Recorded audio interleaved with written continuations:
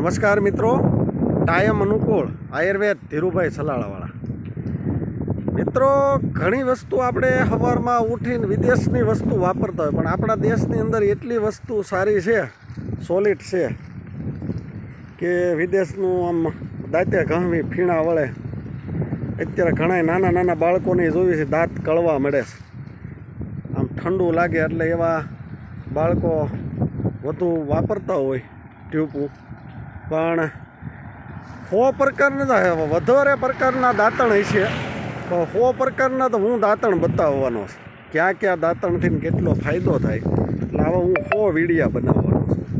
જો આ છે અસલ દેશી કણજી. આનું દાંતણ કરવાથી બહુ જ ફાયદો થાય છે. એટલે આપણે કણજી માહિતી પુગાડવાની છે. જો વરસાદ થઈ ગયો છે, કેટલું સરસ મજાનું આમ ખીલેલું વૃક્ષ છે.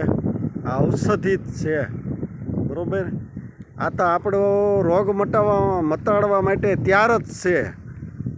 આને તો આ ઔષધિને બધાને તંદુરસ્ત જ કરવા છે, પણ આને આપણે અપનાવતા નથી, એવું થાય છે. બાકી આ જો અત્યારે વરસાદ થયો છે, કેટલું સરસ મજાનું છે. તો આનું દાંતણ કરવાથી 100% ફાયદો થાય છે. આ રીતે હું ગાડી લઈને રૂટમાં નીકળ્યો હોઉં એટલે બહુ સરસ મજાનું વૃક્ષ જોવા મળી ગયું. અને અમારી સાઈડ વરસાદ થઈ ગયો છે સારો અમરેલી જિલ્લામાં.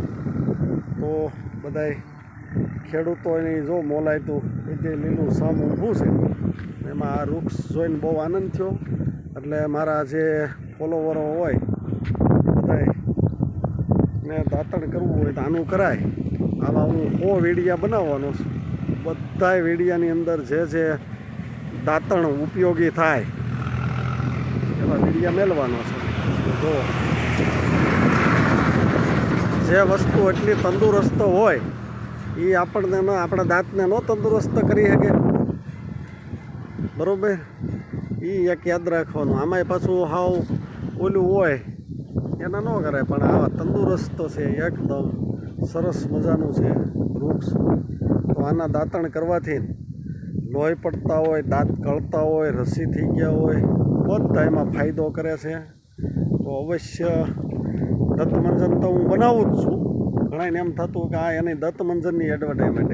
દંતમંજન બરાબર છે, પણ આ તમને ફાયદો થાય એવું વૃક્ષ બતાવ્યું છે. તો અવશ્ય આનું દાંતણ કરજો. વિદેશી વસ્તુ ઓછી વાપરો, બને ત્યાં લગન બંધ થાય તો બંધ કરો. હું તો જેટલા સમયથી આયુર્વેદિકમાં પીડ્યો છું ત્યારથી હું તો નથી વાપરતો, બરાબર. નમસ્કાર.